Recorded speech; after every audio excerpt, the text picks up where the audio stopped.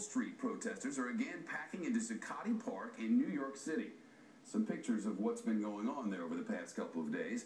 For the first time in months, there are no tents in sight. A court ruling late this afternoon was that the city can keep protesters from camping out there. This after hundreds of police officers raided the park in the wee hours of this morning. Cops telling the demonstrators they only had to leave temporarily for cleaning the place. But the surprise raid left some protesters panicked, others boldly challenging the police. You gotta shoot me.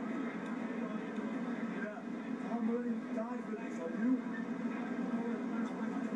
All my friends are in there. That's my home.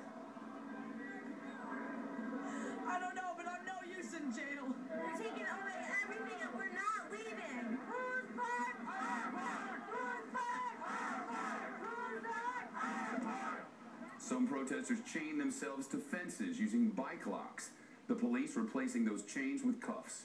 In all, we're told police arrested close to 200 people. So with the protesters cleared out, cleanup crews sifted through the piles of garbage, scrubbing the concrete, and the stench one resident described as rotting food and raw sewage is now overpowered with the smell of disinfectant. Of course, Zuccotti Park is the birthplace of the worldwide Occupy movement against corporate greed, but more and more cities are starting to crack down, officials citing the filth, sexual assaults, and even at least one death. The Chief Fox Report correspondent is live in New York City in Zuccotti Park tonight. Jonathan, wow. What was the reaction there as this all went down? Well, Shep, the judge's decision allowed both sides to claim a sense of victory. The protesters were allowed to re-enter the park, but under the strict conditions that Mayor Michael Bloomberg wanted. Conditions which will make it very difficult for those protesters to stay for a very long time. Take a look at the scene as police allowed the protesters back into the park.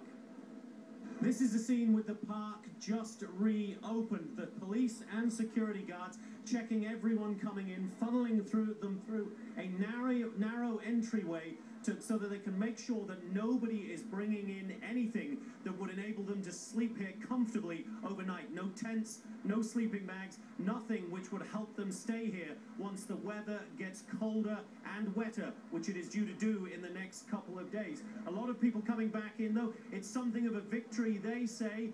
It's in essence, it really is just a compromise by the judge who has given the people the right to come back here, but not to camp here indefinitely. It's a victory. Cut and dried. It's a victory. Half an hour ago we're outside. Today we're in. Right now we're in. It's a victory. Will you stay here overnight without tents? Of course. If we have to sit up straight, we'll be here because this is our territory. We've won it. Many of the protesters say, Shep, that this will actually galvanize the Occupy movement rather than destroy it, and that they are in it here in Zuccotti Park in downtown Manhattan for the long haul. New York City Mayor Michael Bloomberg might think that with the cold winter weather on its way in the Northeast, time is on his side. Shep? Jonathan Hunt with a nice sign, poor spelling. Jonathan, thank you. A new poll shows a tough battle in the nation's first presidential